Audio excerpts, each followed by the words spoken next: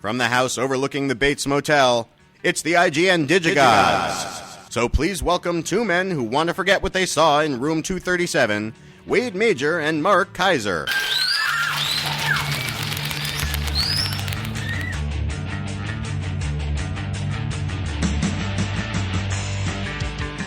Oh, how clever. See what he did there, Mark? I'm on board. Hold on. I'll put my mic on. Corey, who told us that one? That done were wrote wit by Stuart Moncure, who wrote that. Lip battery low. Nice. I didn't have my microphone on. That's how professional we are. I started the show. Didn't even have my microphone on. We're supposed to be professional now? Yes, we are. I didn't realize. Fantastic. Oh, Mark, how was your week? Okay, that's good. Wait, so, I didn't tell you what I bought. Now I have not made anything. Man. In a few weeks because I gained 10 pounds. I'm trying to lose it. Did you really? I did. You know what? You didn't gain it in your face. Thank you. But I did gain 10 pounds. Okay, where? Where'd you put it? Oh, yeah. Hello, ladies. No, I gained 10 pounds. I'm trying to take it off. I lost about 7 of them, so I'm not baking until it's all gone. Okay. However, I did buy something that you don't know what it is. I'm going to show you what it is that I bought. Actually, I bought a lot of this. I'll just show you the one. Yes. And then you'll be very impressed. Good. Okay, so I'm going to get up now. Yeah. I'm going to go get the one thing that I bought. I bought many of these, but I'll just show you the one. Do I get to start talking about KidVid? Yes, and then I will surprise you. Okay. So I'm going to blow through some KidVid because it's time for me to talk about what I will and will not let my daughter watch. And for starters, Adventure Time, I'm sorry to all of our fans. I still don't get this thing. I realize that there's a cleverness to it and that there's kind of an originality to it, but the artwork creeps me out. It just creeps me out. I can't. I break out in hives just every time the things start moving. It's really difficult for me to watch. But that being said, Adventure Time, the Suitor, my goodness. Yeah. Look at you. All clad copper core. I bought I bought the 7-piece. Right. So I have this. I have a stock pot. Good. I have a 10-inch sauce. 10-inch. Very nice. Pan. Good man. And it was a 7-piece. Well so done. That's exciting. And then you've joined the All Clad Club. And All Clad copper core. Yes. And then with a $35 gift certificate I got from Sur La Table, I'm going to buy the 8-inch. Frying pan. I'll tell you, and make sure that you have Barkeeper's Friend on hand, because Barkeeper's Friend is the best thing for All Clad. You will make those. You give those things. If those things wind up with any kind of staining. Oh, you mean this? There you go, baby. In fact, I've already used it. This is so exciting. It's amazing, right? It makes it makes everything look just spotless. You know what really annoyed me is that I haven't even used these yet. I just got it. Yeah. And I go into the kitchen one day. Can people hear me? Yeah, they can hear you. Okay. I go to the kitchen, and the top to this saute pan has like gray spots all over it. Yeah, that happens. And I haven't even used it yet. Yeah. So I freaked out because all clad copper core is expensive. Stuff takes it right off. Takes it right off. Gone. It's amazing, right? Yep. Yeah, it's amazing. Love it. Best friend. It really is your friend, Barkeeper's Friend. Anyway, Adventure Time, The Suitor, 16 episodes. Knock yourselves out, Cartoon Network people, because I cannot be on board.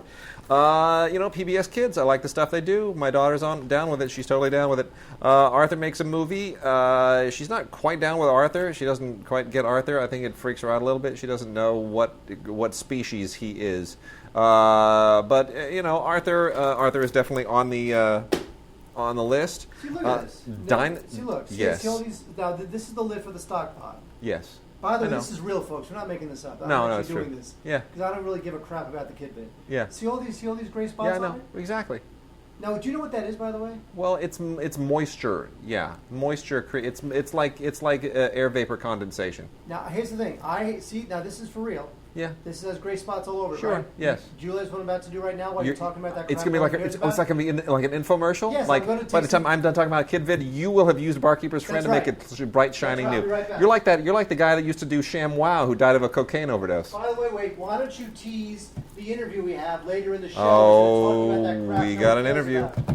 We got an interview. We got an interview with a longtime friend of the podcast. Anybody who's been a longtime listener will know this name. Big name in the world of DVD. got some big things going on in his career, and it's very exciting. So we got a big one. This is a very special episode. Very special episode. Revisiting an old friend. PBS Kids also. Martha Speaks. Martha's Superhero Adventures. Martha is an old friend who, for many, many years, worked with Ridley Scott. You're giving it all away now. All of the we're trying to tease it. Yes. Ridley did all. Has directed his own film. Hang on. Yes. He was the premier DVD supplement That's producer. Right.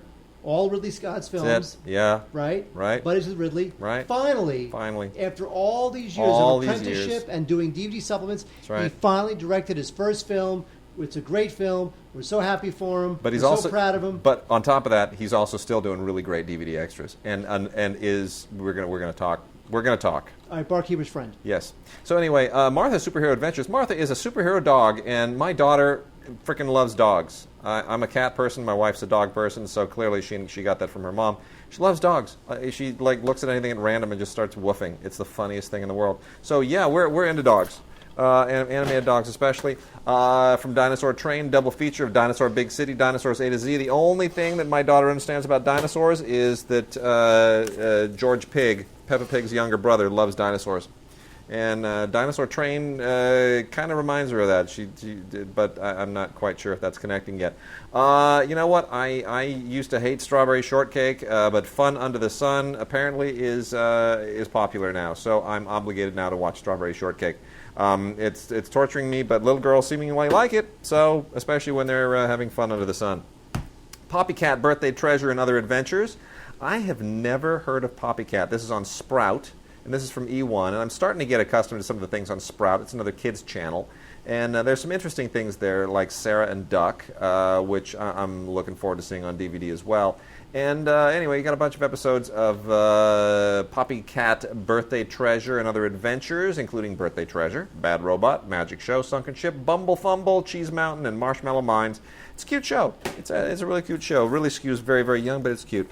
Littlest Pet Shop. I'm obligated to watch this now. Like my daughter, they all have big heads and moderate bodies, and the pets are cute and animated. And this is from Shout Kids, courtesy of Hasbro, and I'm obligated now to find some cuteness in that.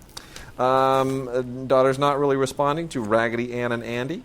I got 3 volumes of The Adventures of Raggedy Ann and Andy, which is one of the creepiest animated shows of all time, based on a toy that no one ever should have owned in any generation ever. But that being said, we've got the Magic Wings Adventure, the Sunny Bunny Adventure, and the Pirate Adventure. And it is absolutely chilling. These all have, well, the latter 2 have 4 episodes. The Magic Wings Adventure has 5 episodes. Strange show. Truly cannot recommend it. Look at you. See, gone, right? Gone. Barkeeper's Friend. Gone. Barkeeper's Friend. The best. Rock on. It was like $4 at Bed Bath & Beyond. I know. Barkeeper's Friend. Totally. Clean Andy. There you go. Paw Patrol.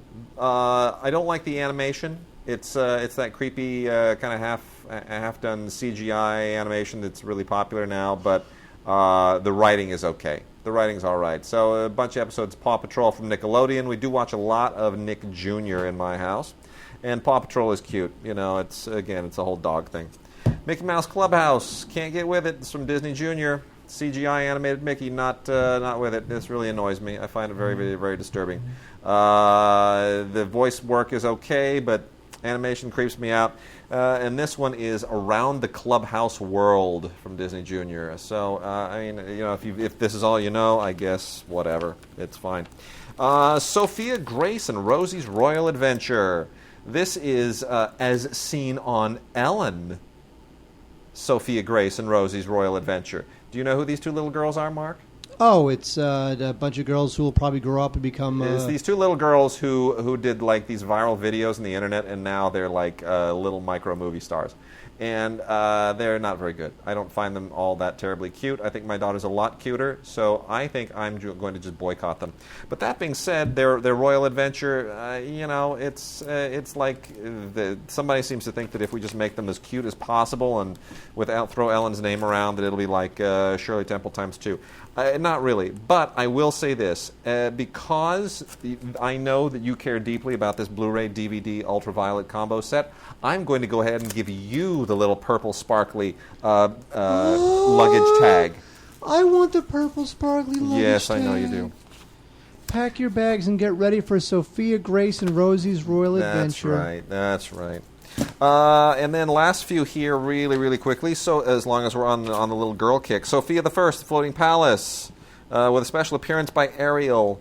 Totally like Disney cross-marketing nightmare, but I'll tell you, it's charming. So as long as we're back into the whole Little Mermaid world, and they do a really good job of making it more appealing than it really should be. And I got a little girl. I got to be with it. My Little Pony, Friendship is Magic, a dash of awesome.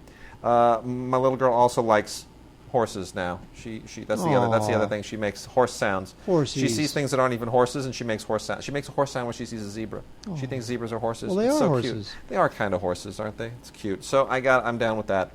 Dora and Boots, best friends forever. We don't let her watch Dora. We boycott Dora.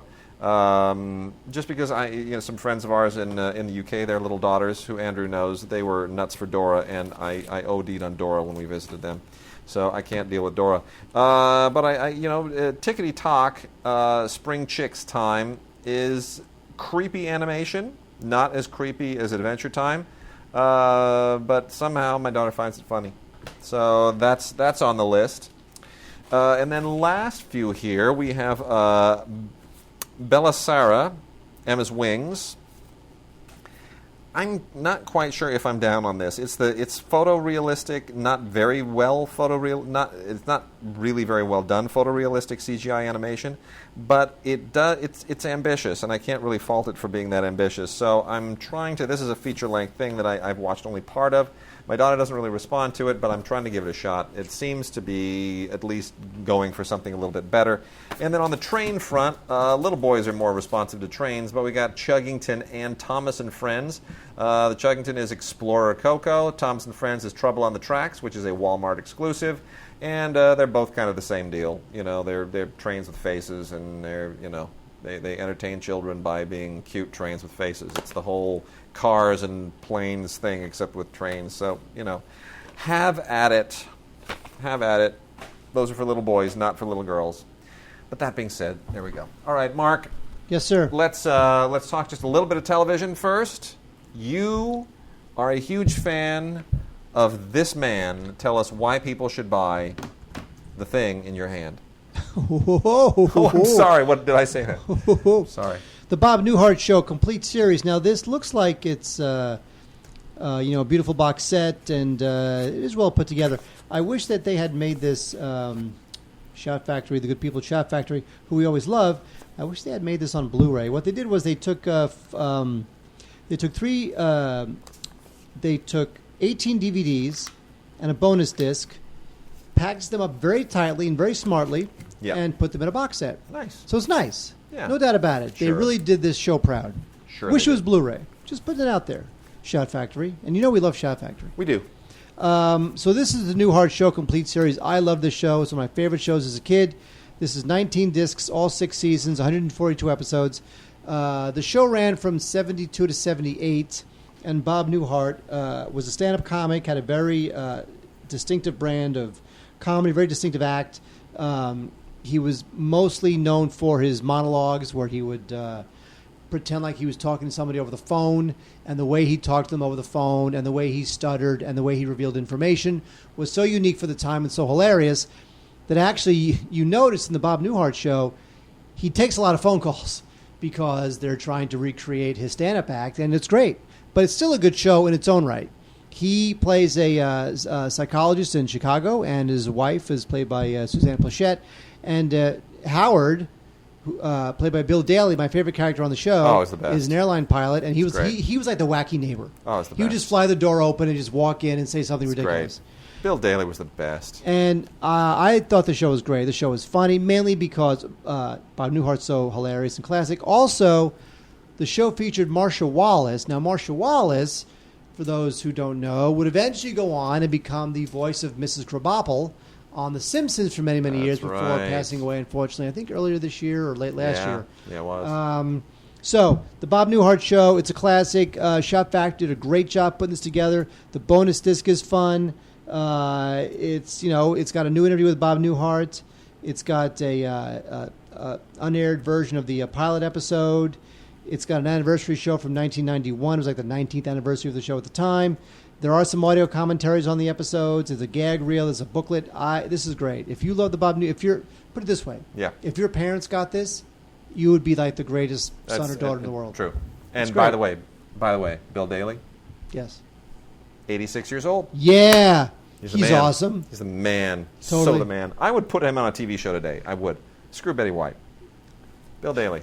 Bring him back. We need him. I will take Bob Newhart over I Dream of Jeannie, Gilligan's Island. No. Yes, I do. I will yes. not. I will not choose. I will not pick favorites among my children. Daddy loves them all. The Universe, Season 7, Ancient Mysteries Solved, from the History Channel on Blu-ray. I got to tell you, this is kind of going a little bit tabloid, to be honest. Growing up, as a kid, I was a big fan of all the Eric Von Däniken things, right? Chariots of the Gods and the Outer Space Connection, where Von Däniken was, this pyramid the Incas built this pyramid. It was impossible. The only way they could have built it was if aliens came and helped them put it together. And I loved all that stuff. Here we have a relief of the gods in Egypt, but they're not really gods. It's a space helmet, and this is a space capsule. I loved all that stuff. It was great. So that's what the universe is trying to get into a little bit. They're going in that direction and talking about Star of Bethlehem and Stonehenge and the pyramids. Of course, everyone's always obsessed with the pyramids. Like, what were they really? And it starts to feel very Kingdom of the Crystal Skull at a certain point. So, and it doesn't really resolve anything. Ancient mysteries solved? No, not really. You haven't solved any ancient mysteries. Easter Island and all the rest of it. No, it doesn't. No, stop it. So it slums it a little bit on that one.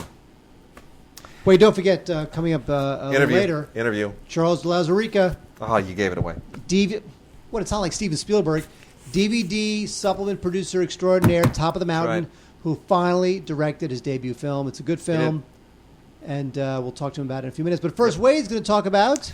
I'm going to talk about a few new movies. Mark, I'm going to... Yes, sir. Yes, ma'am. I can't on that one. I can't stand losing. I can't stand losing. I can't go there with that one, but yeah, I will let you do the honors. Mechanic. Not like The Mechanic. Not the Charles Bronson film? No, this is Mechanic MC, as in like, hello there, my name's Mechanic, right? Like Irish, Scottish. Dud. Yeah. MCCANICK.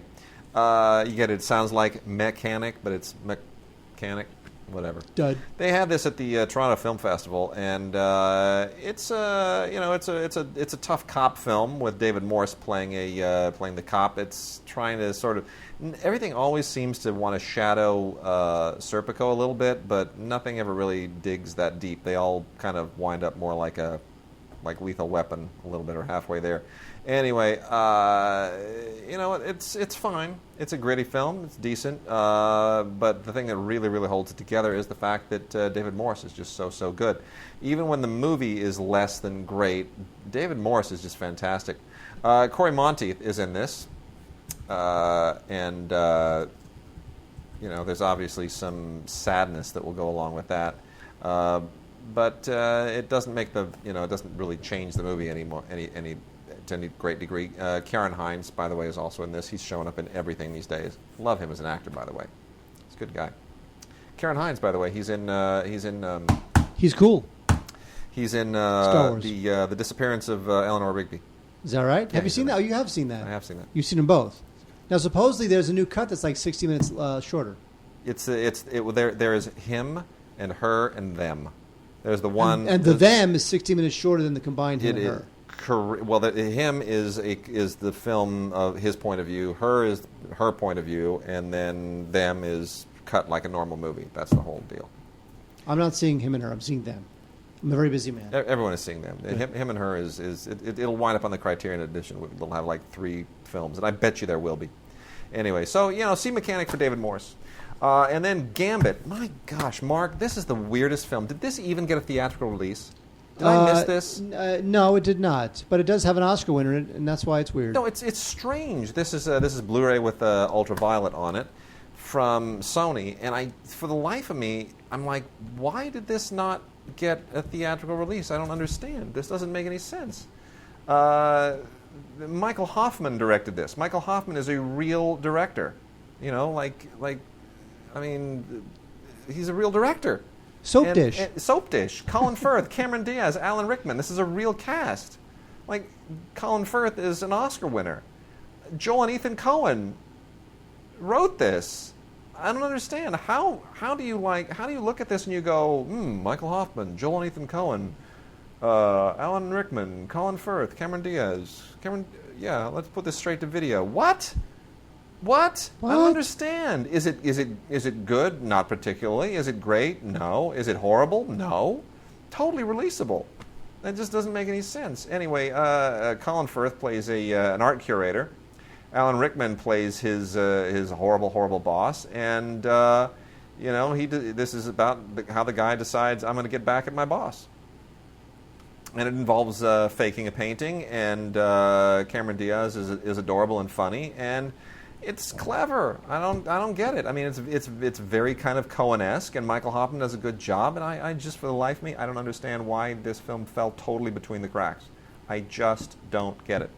But there it is. I mean, major names. I wonder what the Coen brothers think about this. Not much, probably. Man. Anyway. 1981, there was a movie called Endless Love. Yeah. And Endless Love starred... Which was horrible. You know what? It was a Franco Zeffirelli film. It was so embarrassing. It was started very young Brooke Shields. It had Tom Cruise. It was like his film debut. Yeah. And, the movie wasn't even a huge hit, but it was very sexual at the time, and a lot of people complained about the after sexuality and the relationship between this young girl. I was big on Brooke Shields, right? I had the Brooke Shields posters. I was one of those teenage boys who was like, oh, it's all about Brooke, And after the Blue Lagoon, we were like, oh, Brooke, I'm so going to meet her. I'm so going to... It's on. And then Endless Love came out, and we went and saw it, and then at the end of the movie, we're like, yeah, not so much. That kind of killed it. Yeah. That kind of knocked it out. Well, for some reason, there's a remake of this, and I don't know why, because it's terrible, and it didn't have to be made. You know what? Here's the thing. If you want to do a remake of Endless Love, fine.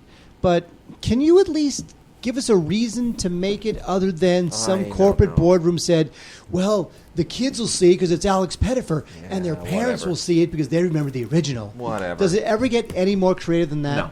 No. The green light process? No, it doesn't. No. Well, this film is just terrible. In fact, it's called Endless Love, and it's funny because Endless, actually, it lives up to its name because this movie's endless. Yep. It absolutely is terrible. No reason to make it. It's all these teen romance cliches that we all hate. It's totally banal. It's not sexy. It's just a bunch of like yearning gazes and tender kisses and it's just horrible. It's a stinker. It's a stinker, Wade. All right. Do not even touch Endless Love. Mark, I'm going to burn through... However, I will say this. Yes. I will say this. I've always wanted to have a band. Sure. And the band's name would be Lunch Hour. And the reason why the band's name would be Lunch Hour is because every song the band played would have the title Lunch in it, Love in it. I messed up the story. Every song the band played would be a song that included the word love, which you would then change to lunch. And that would be the funny part. Oh, dear. Like, for instance, I want our band to play The Beatles Can't Buy Me Lunch, because that's funny. Thanks for revisiting. And our band would also play Endless Lunch, which was, of course, was a big hit for Lionel Richie at the time. Sure. So Lunch Hour, the band I've always wanted to form, which would play songs with the word love in the title, but replace the word love with lunch, would play Endless Lunch. It's a dream I have, Wade. I'm not giving that dream up. We're going to go into some documentaries, and we're going to start with a couple from Cinema Libre, but there's also a Cinema Libre title that's not a documentary that's worth mentioning, because this is a cool little indie film that nobody has probably heard of, but it's worth checking out. It's called As High as the Sky, and this thing did the festival circuit for a while and did very well. And you know what? It's worth checking out, even though it's got nobody with any names in it.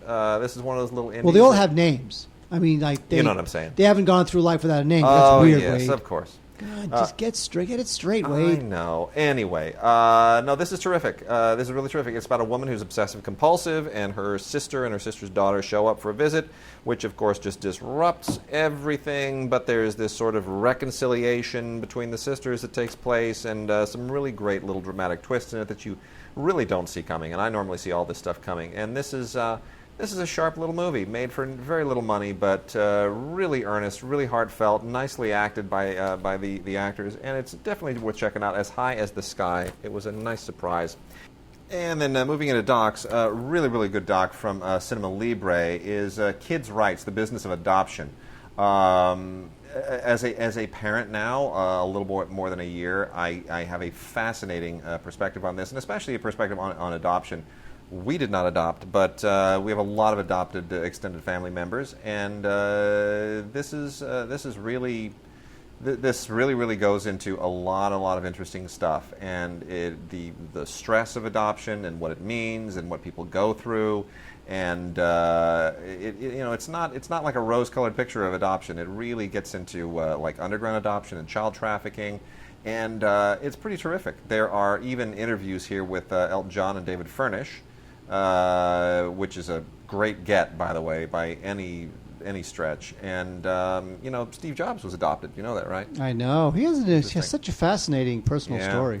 But they talk to every conceivable expert in the field to sort of talk about the pitfalls of adoption and the pluses of adoption and what to do and what not to do and all that. It's a really, really great overview. So if you are adopted, if you're thinking about adoption, if you're dating someone who's adopted, whatever the case is, it's worth watching. Pamela's adopted. Pamela's adopted? Really? She is. What? So's her husband. Oh.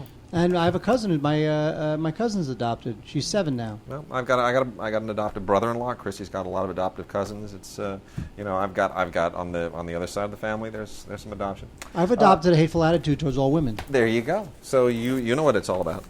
And then real quickly, just burning through the rest of these docs super fast, Desert Riders is a really entertaining doc about camel racing, which is a big deal all over the Middle East and in the Indian subcontinent. Camel racing is really fun. Desert Riders makes me want to go ride a camel. I'm not kidding. Let's see here. The First World War, the complete series, is perfectly timely because we're in the 100th anniversary of the beginning of World War I, and it's time that people rediscover that war because it is just such a pivotal moment. This is based on the Hugh Strachan book, and it's narrated by Jonathan Lewis. It is a 10-part documentary, and it is absolutely first-rate. It is amazing. For my money, this is like, as of right now, the definitive doc for the 100th anniversary. God Loves Uganda. It was a huge documentary last year, really, really important. There's like this epidemic of gay persecution that's sweeping across the African continent, and Uganda is ground zero for it. And there have been several documentaries made about this. This is one of the better ones. They're obviously not in competition. They all complement each other. My Name is Kuchu was the other one. Which is terrific. A great film. And if you've seen that, watch this. If you haven't seen that, also watch this and then watch that. They really do complement each other. Absolutely first rate and vital to watch. And then there is this totally bizarre movie by Michel Gondry, who makes nothing but bizarre movies. Is the Man Who Is Tall Happy? Did you see this? I did not. It's an animated conversation with Noam Chomsky. Oh, that Noam Chomsky. Yeah. He's a Chomskyist. I know there are a lot of Noam Chomsky fans in the world. I think the world has way too many egg-headed, lunatics. And even the ones that are really smart, it's just, at a certain point, I get sick and tired of, gray-haired professorial types just pontificating about why the world is going to end and everyone else is clueless and they have a clue. Gore Vidal is one of them, and Noam Chomsky is another one. They all remind me of Father Theodore. Or Brother Theodore. Remember Brother Theodore on Letterman? You are going back. Yeah, I am going back. Brother Theodore. They're all variations of Brother Theodore. Anyway, this is animated to make it even weirder.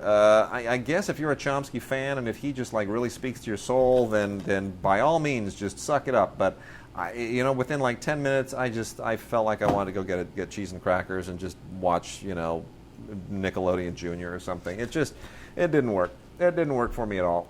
So there you go. Wade, you better crank through these okay, because we Mark. got Charles de Lauzirika coming. We do. Yes, we do. We He's sure got his film do. debut. We sure do.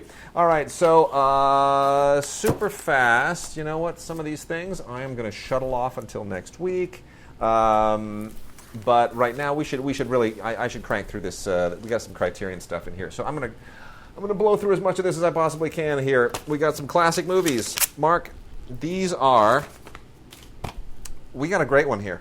A new restoration of The People versus Paul Crump. Are you even familiar with The People versus Paul Crump? That is a documentary directed by William Friedkin. Friedkin. This is like historic. Like, It is. I mean, this no one's ever heard of this. I'd never even heard of this. How have you heard of this?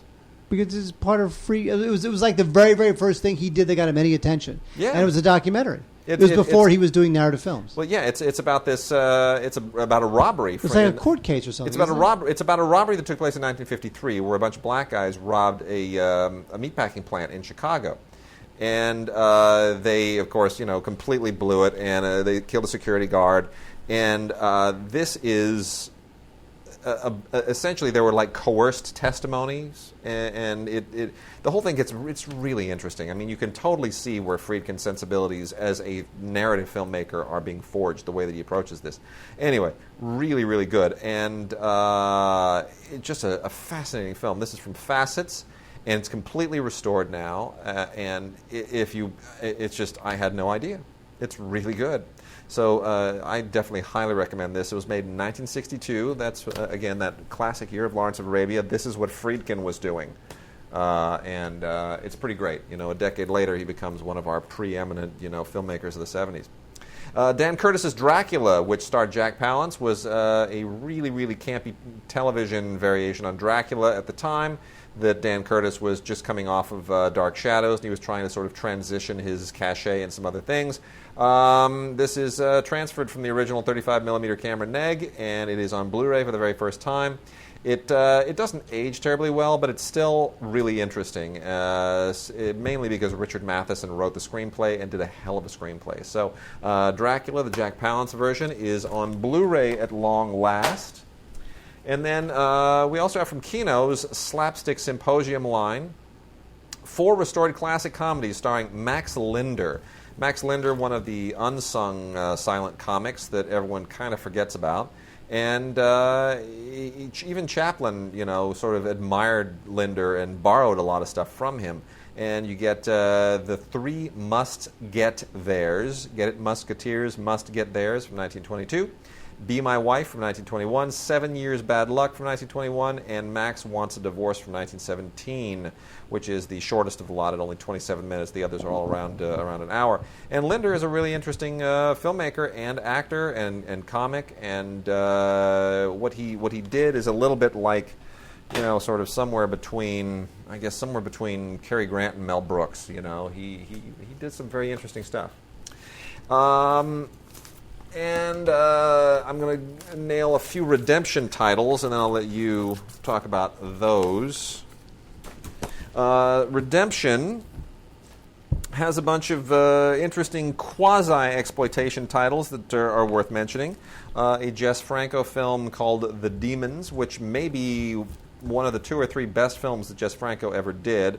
I'm not a Jess Franco fan, but this is from 1973, and it is one of what people call the nunsploitation genre, and certainly a shocking film, but not boring as his films often are. Another Blu-ray from Redemption is Pete Walker's Frightmare. Pete Walker certainly an icon in the field, and this one's okay, I guess. Not one of the I'm not a huge Pete Walker fan, but some people are, so knock yourselves out. Much more interesting are a series of films that feature. These are all from the Alain Robbe-Grillet line, which is part of the Redemption Library, and Alain Robbe-Grillet made films that are sort of only nominally exploitation films, but they oftentimes feature Jean-Louis Trintignant And they're much more sophisticated and serious than you might normally expect, but they all have sort of perverse edges to them. So they feel legit, but when you think about it, they're really all exploitation elements. And we're talking specifically about Trintignant and Lonsdale in successive slidings of pleasure. And then we also have Françoise Brion and Jacques Doniol-Valcroze in La Mortelle, L apostrophe, and then Immortal with the double L-E at the end of it, which is a really, really interesting movie, beautifully shot, really twisted, and but really, really nicely done. Really, just it's got a very kind of French New Wave vibe to it. And then we've got Trintignant in The Man Who Lies, which is also really, really interesting, very, very well shot. That one is from 1968. And then the last two are Trintignant and Marie-France Pizier in Trans-Europe Express, which feels almost more like a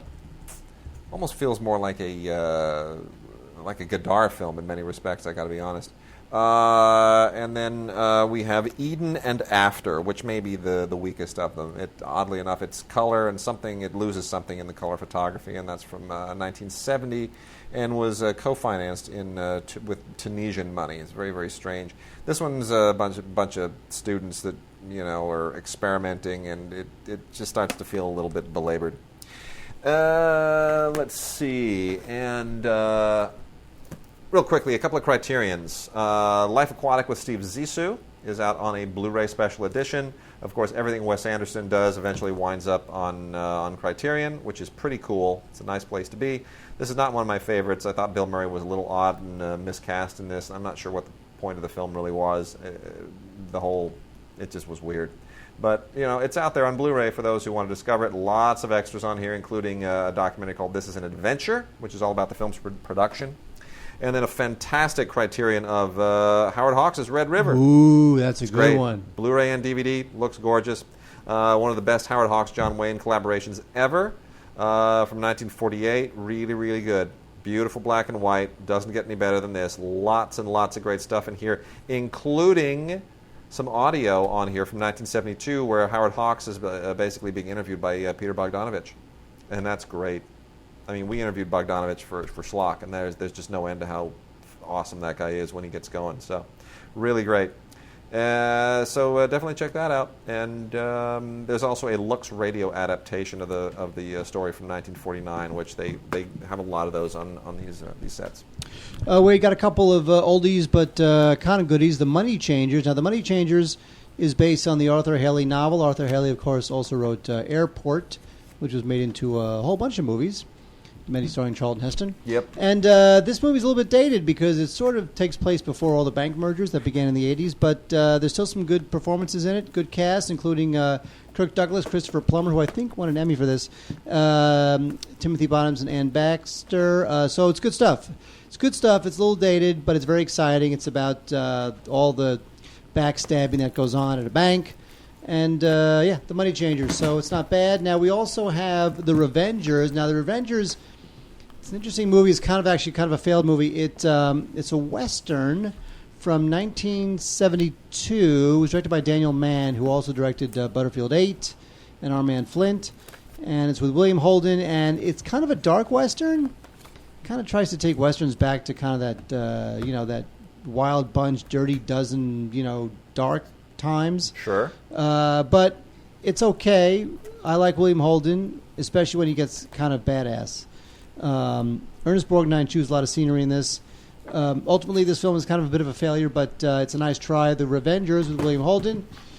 We also have Sidney Poitier in Separate but Equal. Now, Poitier, he doesn't really do much anymore because he's much older. But in this one, he did win an Emmy, and it's a great story. It's all about Brown versus the Board of Education. That's the Supreme Court decision that was a major victory for civil rights in America. Hence the title. Hence the title. Yeah. And this also stars Burt Lancaster as well as Sidney Poitier. This is probably the best version of that court case ever committed to film, I have to say. Directed by George Stevens Jr. So It's not bad. This is kind of forgotten. And actually, I have to actually appreciate CBS DVD for unearthing this, and pretty great. Yeah, and putting it back out on DVD. So it's good stuff. Separate but Equal. Sidney Poitier, he's great in it. He earned an Emmy. So kudos to them. And then the last batch that we're going to blow through before we jump into our great conversation with Charles de Lauzirika. Notes on a Scandal is out on Blu-ray. A lot of people really kind of tried to diss this as just some psycho thriller, like a kind of a May-December British female sort of repressed lesbian version of Fatal Attraction, but it's not. And what's interesting is the artwork here on the cover really evokes Persona, Bergman's Persona, in many interesting ways. But Judi Dench and Cate Blanchett, great. Both of them absolutely terrific in this. I think one of the best psychological thrillers of the last 20 years. This film was just sensational, one of my favorite films of the year. And director Richard Ayer, who we haven't heard from for years now. This was the last thing he did. Has he done anything since this? Not that I know of. Gosh, man, that guy's a really good director. Anyway, that's out on Blu-ray. And then from the Warner Archive collection, got one on Blu, one on DVD. On the DVD end, it's Falling in Love, Robert De Niro and Meryl Streep, in a movie that is not nearly up to their talents, directed by Ulu Grossbard, who is capable of better work, but just didn't do it. It's fine if you love the two actors, but it's very, very light. It's really light. It's not what you would hope and expect. And then one of the very infrequent, too infrequent, frankly, Blu-ray releases from the Warner Archive collection is Hit the Deck, the CinemaScope musical, which is just such a blast, such a joy to watch. If you've never seen Hit the Deck, you will just love it. And of course, it's not like there were a lot of musicals in that day that were all sort of about sailors. That was kind of a big thing. Like, let's get Gene Kelly and Frank Sinatra and put them in sailor outfits and let them dance around and on the town or whatever. This is not quite up to that level, but it's still a lot of fun. So you definitely want to check that out. And then from Warner Brothers, not the Warner Archive collection, but regular Warner proper, we have, well, actually, one is Warner Archive. Wind and the Lion is still Warner Archive. That's Sean Connery and Candice Bergen and Brian Keith and John Huston in a film that is distinguished by an amazing Jerry Goldsmith score. This was also written and directed by John Milius, who's overcoming amazing health problems right now. I didn't even realize that. Did not know that. Yeah, Milius has been messed up for a while. I guess a stroke or something like that. Well, you know what? If anyone has Netflix, there's a documentary on John Milius, a really good one that's available on Netflix right now. Netflix streaming. You don't have to wait for the DVD. You can just stream it tonight. Well, anyway, this is very, very timely because it takes place in Morocco, 1904, and a lot of the sort of Europe, West Arab world, Muslim, Christian things that are very much in the news right now are very much a part of this movie. Very much a movie ahead of its time in 1975. I think definitely worth revisiting. And then not part of the Warner Archive collection is the fantastic The Women. If you've never seen The Women, it is one of the greatest female ensemble casts of all time. George Cukor knocking it out of the park with Norma Shearer, Joan Crawford, and Rosalind Russell. Absolutely first rate. One of the greatest Hollywood movies ever made. One of the greatest female movies ever made. Just sensational in every conceivable way. And with a great screenplay by women, I would point out, Anita Lewis and Jane Murfin at the time. Really just sensational. Excellent film on all counts. And then from 20th Century Fox is the Rodgers and Hammerstein collection. 6 of their films on Blu-ray. If you already have the Sound of Music's anniversary edition, you're probably not going to want to get rid of it because it comes with a lot of other cool stuff. But you may want to double dip that one on this because this also includes Carousel, King and I, Oklahoma, South Pacific, and State Fair. And Oklahoma has... Is that all on Blu-ray? All on Blu-ray. Give me that. All on Blu-ray. I want it. Dude. Let me see it. No. Let me see it. Oklahoma. Give it back. Let me just say Where this. the wind comes sweeping down the plains? Yes. Oklahoma includes both the Tadeo and the CinemaScope versions. And South Pacific includes both I love South Pacific. the regular theatrical version and that long roadshow version. So You get basically Give me- not let me just see, 6 let me see. films. You get me 8 see. films. No, no. It's a great set. No, it's not. It's a terrible. great set. It's terrible. Give it to me. It's a great set. I want it. Give it to me. Give it to me. Give it to me. Give it to me. Give it to me. Give it to me. Give it to me. Not in a million years. And then Twilight Time. If you go to ScreenArchive.com, you'll be able to buy the amazing Twilight Time titles. Their latest set is great. Fate is the Hunter is one of the best things that Glenn Ford ever did. And Glenn Ford is just so good in this, it will blow your mind. This is from a novel by Ernest K. Gann, who, of course, wrote The High and the Mighty, and this is all about an airplane crash, and it's just really, really good. And it's as good as any movie can ever be about such a horrible subject. Unbelievably well done. We also have the amazingly cheesy Rollerball, directed by Norman Jewison, which they remade, and it was horrible, and the original is just the best. Because it's like near future, and roller derby has become like this scary death sport. It's great. It was one of the first of those near futuristic, gladiatorial movies, and it's really, really good. Two Rode Together. Not great. You feel Jimmy Stewart a little worse for the wear. Richard Widmark a little worse for the wear in this. Shirley Jones always wonderful. But as a Western, it's passable. 1961. It sits in there between better films that Jimmy Stewart made. But it's certainly for fans of Jimmy Stewart Westerns, it's not bad. Not bad. And Richard Widmark, who cares? That was a joke. I was dismissive of Richard Widmark, and you didn't even. How catch that. dare you? And a relatively recent film for Twilight Time to be releasing is the 2009 film The Firm, not the Tom Cruise movie, but this is a low-budget film by Nick Love, which is essentially a remake of the Alan Clark television movie.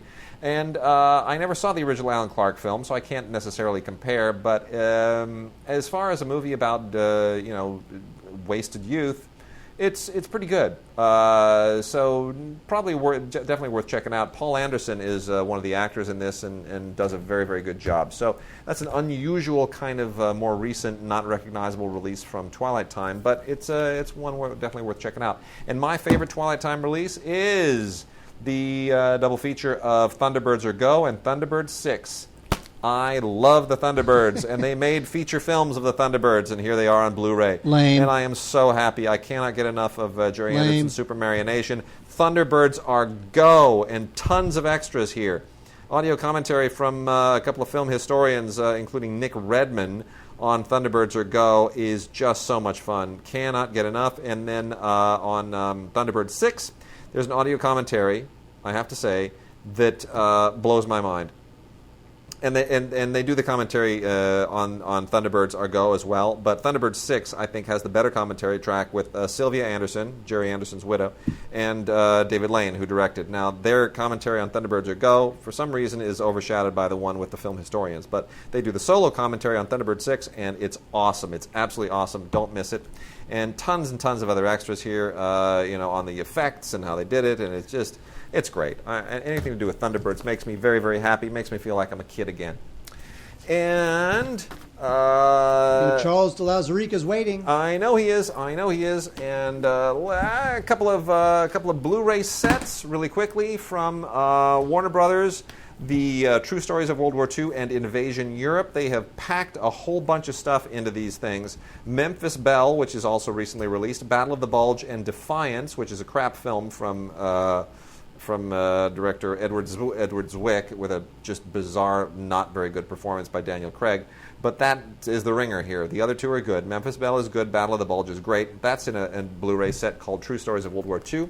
And then Invasion Europe is awesome. This includes the George Stevens documentary D-Day to Berlin, along with Where Eagles Dare with Richard Burton and Clint Eastwood. Amazing. The Dirty Dozen, unbelievably amazing. And, of course, Samuel Fuller's, the restored cut of Samuel Fuller's The Big Red One in the Invasion Europe. This is all part of the 70th anniversary of D-Day, which is coming up in June. So buy these, celebrate D-Day, go nuts.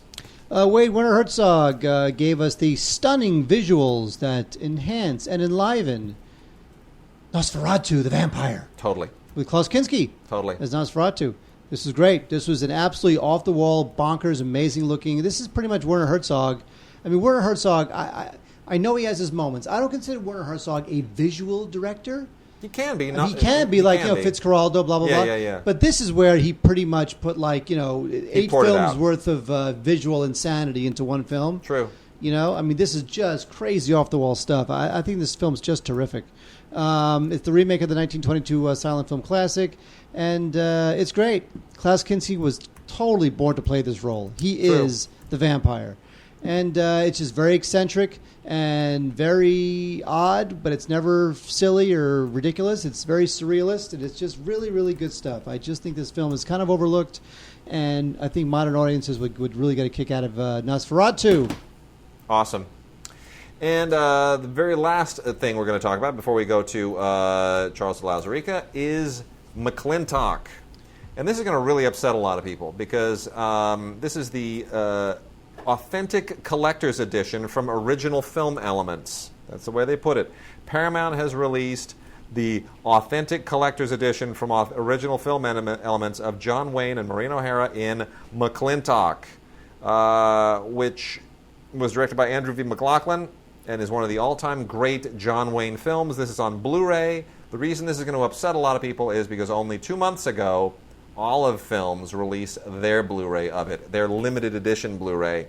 And I don't know what happened. I don't know what happened with the rights situation, but for whatever reason, I guess theirs sold so well that Paramount decided, you know what, we're gonna one-up you, and suddenly now it's out again. So anybody who bought the Olive Films Blu-ray 2 months ago and thought, finally I have the definitive version of McClintock on Blu-ray because Paramount's never going to release it, 2 months later Paramount just shafted you and released an even better version of it on Blu-ray. So kind of a rude thing to do. I'm really surprised that it happened. I don't know why. It's very strange.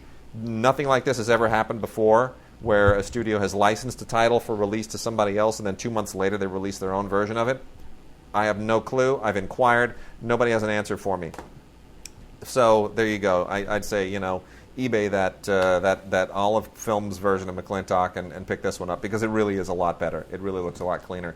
And it has gobs of special features, including an introduction by our friend Leonard Maltin, who also participates in a commentary with just about everybody else under the sun, including Andrew McLaughlin. Anyway, and so there you go. It's the strangest thing in the world. All right, and now, without further ado, we are going to talk to Charles de Lauzirika. And we are talking with our longtime good friend, and we say that because we're kissing up to him, aren't we, Mark? Well, he deserves to be kissed Absolutely, up, too, because he directed does. a movie. What have you done? Nothing. Nothing. I have to sit with you every week. Charles de Lauzirika, the extraordinary master producer of extras on DVDs, who has now become a filmmaker, and released on DVD and on Blu-ray his first film, Crave, with the incredibly cool cast of Josh Lawson, Emma Lung, Edward Furlong, and the great Ron Perlman. Ron Perlman has one of those faces that we never forget, and people like to hang makeup on it. How did Ron Perlman, before we get into the movie itself, how did Ron Perlman get attached to this? Well, the role of Pete that he plays was always intended to be sort of like the anchor to the marquee. If like we're going to find some actor with some name value to help, boost the credibility of the film, but also be a really nice character performance. So we put together a list of, I want to say like maybe a dozen or 2 dozen actors and interesting actors that we thought we could approach. They weren't like megastars. They were really like nice, solid character actors who've been working a long time. And that list, eventually, we sent it out and we got word back, okay, so-and-so is interested, but they're not available. So-and-so is available, but they're not interested. And just kind of like we whittled it down to maybe like 6 names. And of those 6, I felt Ron was the best suited for the role. So it was pretty simple. He liked the script, and it worked in his schedule, and it just fit. So it was kind of lucky that we got a character like Ron in the movie, because I think it just adds this whole other dimension to it. And plus, like you say, he has such an amazing face. It's hard to forget him, and it just instantly creates a character. Like the moment you see him, you don't really have to spend a lot of time building him up or establishing him, because you say, I know this guy, or if I don't know this guy, he's so interesting, I want to learn more about him. You don't have to like hook the audience in. They're just pre-hooked once they see Ron.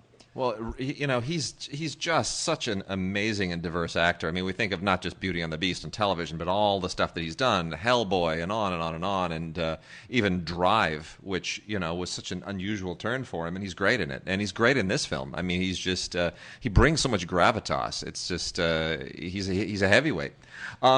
Mark, go ahead. You had a thought. I'm curious, as a director, especially a first-time director with Crave, when you have a guy like Ron Perlman, who has been working for 20 years, does he make it easier for you in any way to get through the day? Yeah, I mean, for sure. I mean, on the one hand, it's a little more intimidating because, he's worked with so many huge directors and he's been around for so long that, you really have to be on your A game with someone like him who's a total vet. But on the other hand, he comes in, he knows his lines, he knows exactly what he's doing. Blocking is really easy for him to figure out. So, on the day when he's there, he's like this sort of wandering shogun who comes into town and just does the job and gets in and gets out. But he also, what's great about Ron is he has so much experience, so much talent that he can take the smallest scene and somehow twist it in such a way that it's uniquely his, in a way that I wasn't expecting. Because, for instance, when I first met Ron, and when I first started talking to him about the character, I thought of Ron's other performances where he's really bigger than life and he's really tearing up the scene.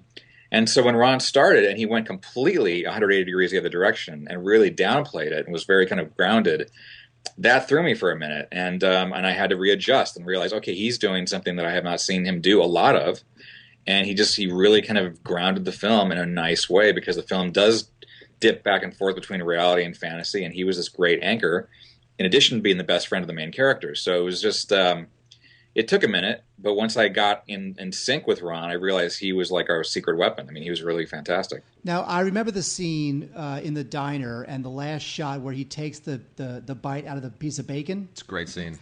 And I'm looking at that going, now, was that decided beforehand? Did they ad-lib that? What does Charles do? Does he say, love it, but let's get a safety without it?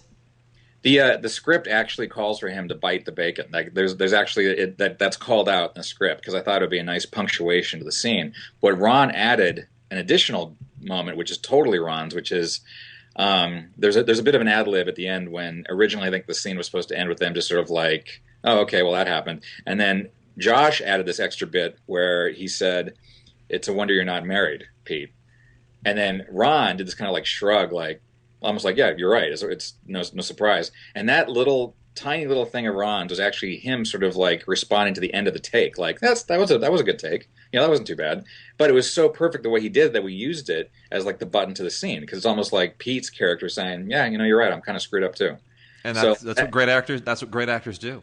Absolutely. And we shot half the day at that location in that diner, and every single take, both Josh and Ron, because Josh comes from a really strong improvisational background, so between the two of them, we had a lot to play with. I mean, on the Blu-ray, the scene is almost twice as long than the original cut in the deleted scene section, and you get to really see them both go back and forth and really kind of mix it up, which is great to see. Now, we should point out, this is the Blu-ray has more stuff than the DVD does, so you really do get added value, which is something that you know a lot about. And just to give people a little background on the film, I would be at a loss to tell them that it is anything other than a thriller, a genre thriller with all kinds of really interesting twists and turns, and obviously in and out of reality. Which I think is a great thing, because it's completely unpredictable, and you watch it and you really don't know how to put the pieces together. It keeps you very, very much guessing, and you do a great job with that. So from the words of the director itself, how would you explain the plot of this movie to our listeners so that they aren't completely thrown by whatever I would throw them? Right. Well, there's a few different ways to pitch the story, but the most basic way is to say it's about a character named Aiden, who's a crime scene photographer in Detroit, who has really seen a lot of terrible things in his life, and especially on this particular job. And it's taken its toll on him, and he's sort of retreated into this sort of world of fantasy of sex and violence, of wanting to be a hero, wanting to save the world, wanting to win the girl, and all these things. And these fantasies have begun to leak into his reality, and he's starting to kind of lose his sense of Aiden, the man, with Aiden, the fictional hero, in his brain or in his imagination. And now as that stuff starts to leak out, we start to see how it impacts his real life. So that is a really kind of fumbled way to explain the basic elements. Better than I would have done. But that is the essence of it. But for me personally, and I've been told not to sell the film like this, it's a dysfunctional romance. That's how I see the film. That is kind of what I really locked in on when we were working on the script. At the time, I was going through kind of a pretty devastating breakup, and so I used a lot of that stuff and threw that into the relationship in the film, and it really helped ground it for me emotionally in a way that it was beyond sort of a typical, say, 80s canon thriller with Charles Bronson or something like that, where it wasn't like that much of a vigilante story. It was about a guy who's really twisted, really kind of damaged, and how he reacts to both crime on his job and love with this kind of accidental romance that happens in the film. Ultimately, this all boils down to an interesting character study. Like that, for me, that's the core of it. But when you design the posters and when you make the trailers, you do have to kind of skew it a bit towards thriller because that's what seems to get people to get interested in it. Right. I guess. I don't know. Well, talk about directing. I mean, your first film, obviously, you are no novice to this business, but it's always a different thing when you finally step behind the camera and you're the go-to guy, and everybody's looking at you. You're the guy who's got to pull the trigger. You're the guy who's got to say yes or no. Was it? Were you as prepared as you felt you were, or did the production throw you any curveballs? Oh, tons of curveballs. But look, there's two ways to look at it. One is that I've had a lot of experience working on the sets of other filmmakers, so I've gotten to observe them and how they handle certain different types of problems, and that helped a lot. I mean, I felt like the one thing I had on this film was a sense of confidence in what I was doing, even if what I was doing wasn't always right.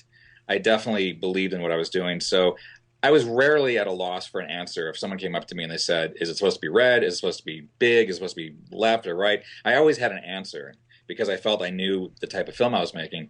What I was maybe unprepared for was the shooting in Detroit was a bit of a challenge for sure. It was a great location, very photographic, but tricky because it's very kind of spread out, and it seemed like we were always doing these company moves because there's so many locations in the script, and you may think that's not that big of a deal. When you have to move all that cast and crew, sometimes on the same day, that wears you down and you lose time. And time is like your greatest enemy when you're, especially like on an indie film like this, and you have to get so much of the movie done every single day. Time is your enemy. And that is maybe I should have been a bit more prepared for that. And next time I think I will be.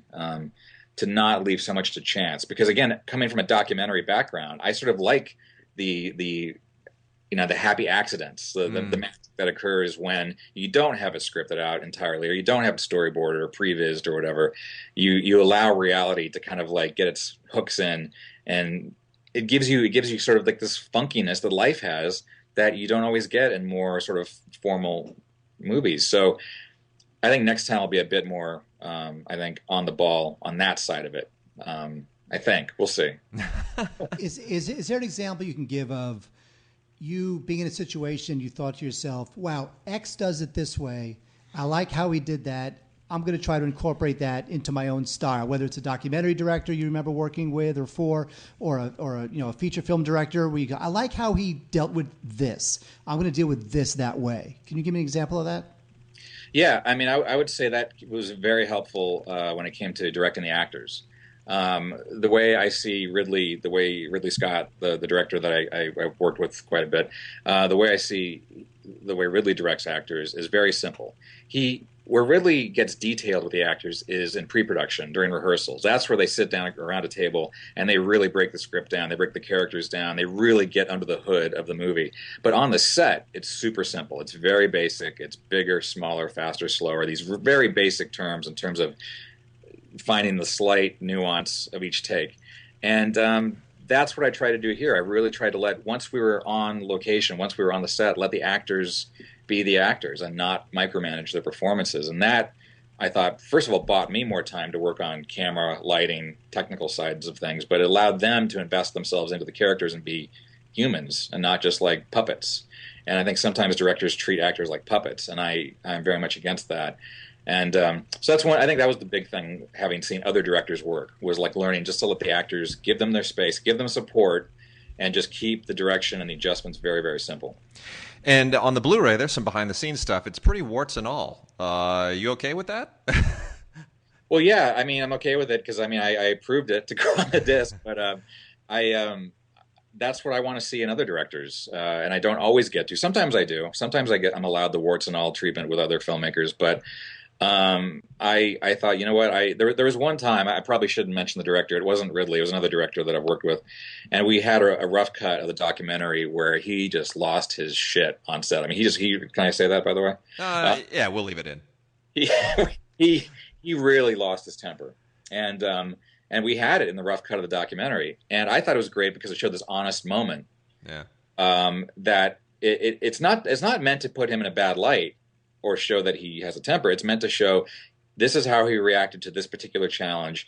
This challenge was overcome this particular way, and then here's the happy ending to that is the final scene. I find that to be fascinating, not so-and-so's a genius, this scene is amazing. I'm sick of like all that sycophantic, love fest stuff. So we had that rough cut submitted to the studio and to the director, and he approached me afterwards and he said, I really don't feel comfortable with that being in there. And I explained why I put it in there. And he said, yeah, but that's not you up there, is it? And I said, yeah, you know what? You're right. You're absolutely right. It's out. And I took it out as soon as he said that. But that, full circle comes back to Crave when I had the moment in the behind the scenes where I lose my temper on set. And I thought, I'm not like focusing my temper on a person. It's more on the situation. So I thought, that's fine. It's not like some knockdown, drag out, fight between people over ego or over politics. It was about the frustration of the scene as it was unfolding, given all the problems we were having on the shoot. Well, the film is Crave. It is on DVD and on Blu-ray from Phase 4. And wait, we're not saying goodbye yet. There's one more thing. No. Fine. Go ask him another thing. Go ahead. It was going to be the last question. Go ahead. Are you done? No, I'm not done. I thought you were wrapping it up. No, I was going to carry on to other issues, other issues, you're embarrassing me other in front questions. Of Charles, big director now. You're embarrassing us. I know. Okay. Well, you do your thing, then I'll ask my question. Well, I was going to say before we move on, because I want to know what he's going to do next, and we want to talk about some of the other DVD stuff that he's still doing. But I was going to just say, give a big plug. It is Crave. It is on DVD and on Blu-ray. Beautifully shot, by the way. This is fantastically well shot. You really should check this out on Blu-ray. It's gorgeous. It was so well shot. It's so beautiful. And now your the DP is William Eubank. Yes, Will Eubank. Really good.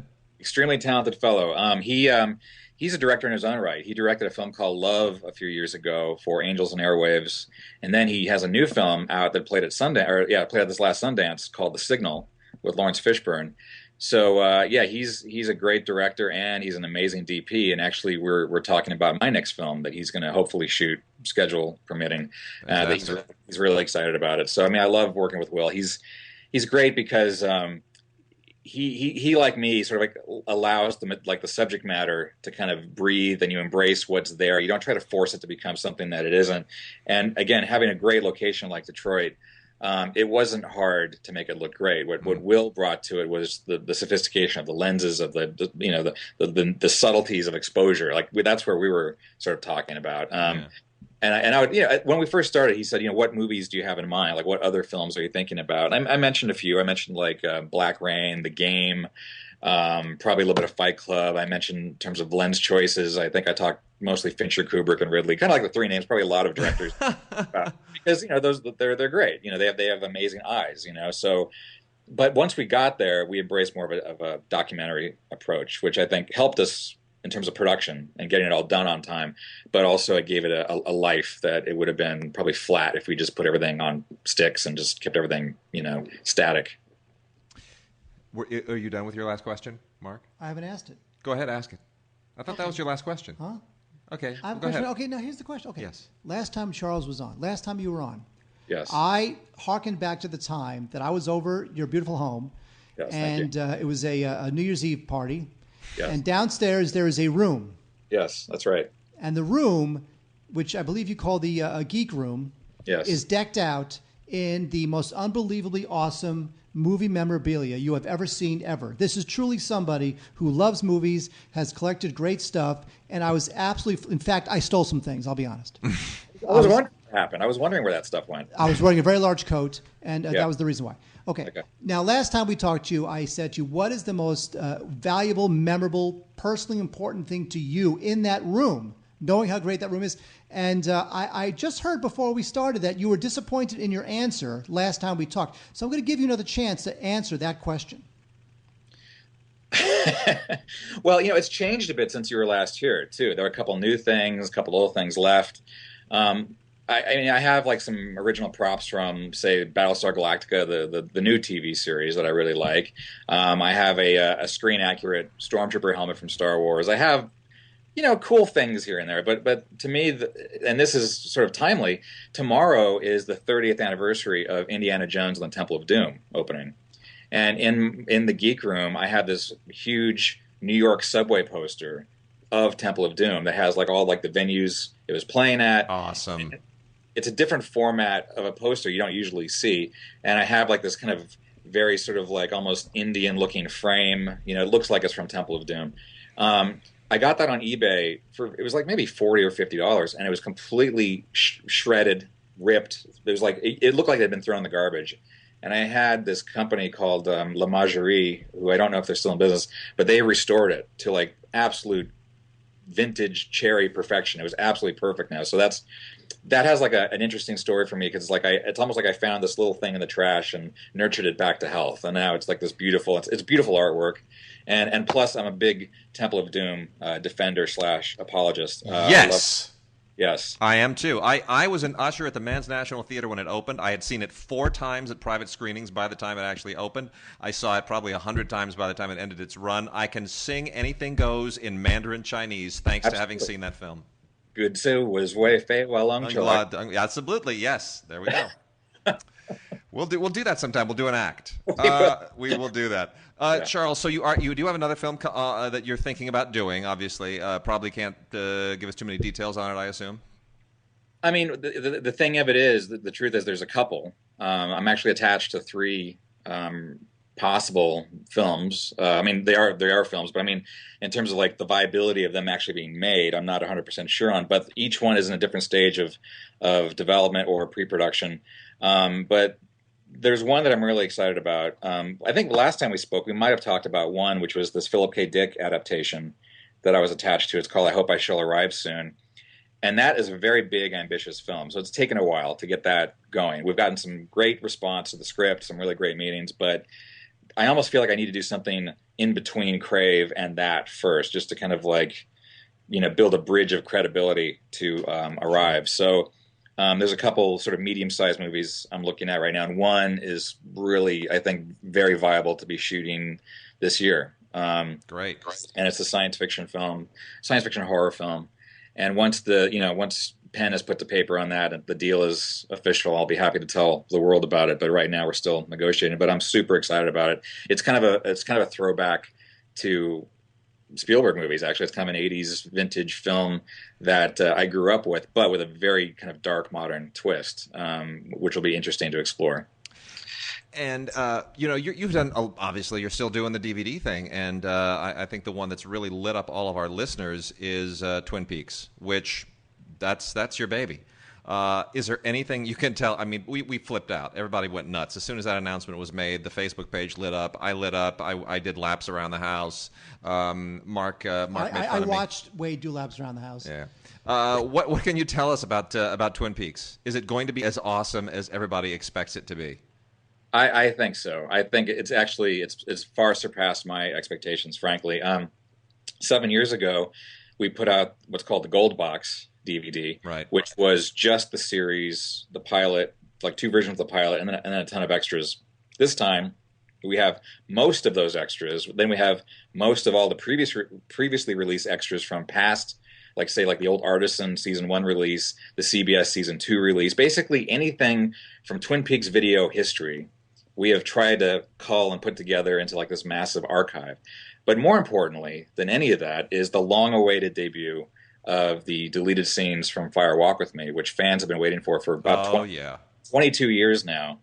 Ken Ross, who's the big boss at CBS DVD, worked for years with David Lynch trying to get this deal made. It took forever, and it's a very complicated deal, but he managed to pull it off, and we are now finally going to be able to unveil that after all these years. I know Twin Peaks fans are really excited about this. I was blown away when I saw him. There's like 90 minutes of deleted scenes. Wow. That David cut together himself. And the first time I saw it, I was just, my jaw was on the ground, because it's almost like you're getting a whole new mini season of Twin Peaks now, over 2 decades after the fact. You're actually getting to see those characters again. Oh, I cannot wait.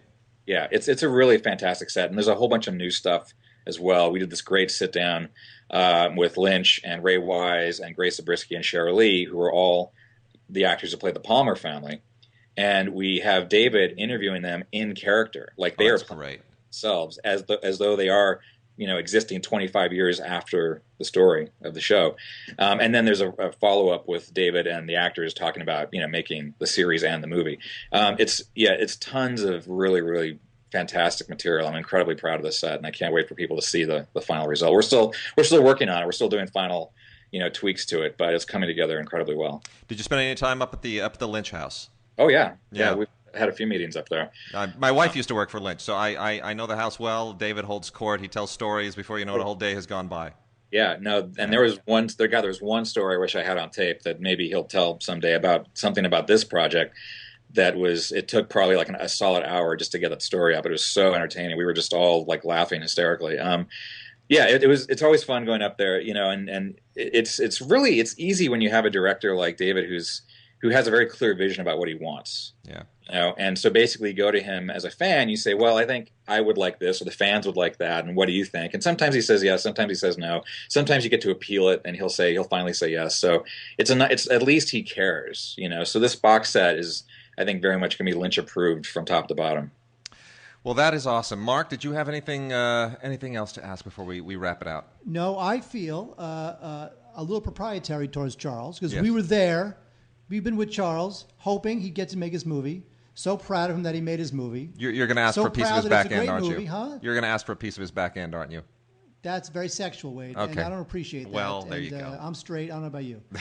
So what I'm saying is that, Charles, congratulations. Absolutely. This is a success that is so well earned and is only the beginning.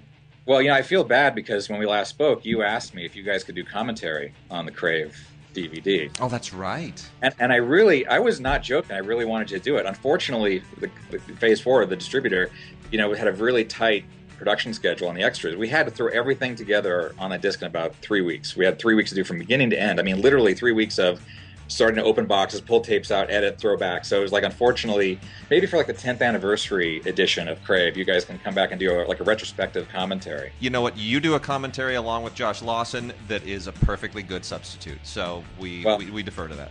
I miss your lovable bickering that you engage in. Well, but the other thing is, Mark's actually been to my house, so he does have a bit more, of his connection to me. Yeah. Wait, you have to come out to the house like in a social setting, not just for podcasts. You got it. We'll do that. Well, Charles, congratulations again. It has been a privilege to have been with you for so long, and you are a longtime friend of the podcast. We appreciate that, and we are there for you anytime you need us to be. And with that, Mark, I think we are done with the podcast, with this week's show. We are. All right, Charles, thank you. Once again, it is Crave. It is out on DVD and Blu-ray from Phase 4. We urge everybody, get the Blu-ray. It's got more goodies. We'll see you next week.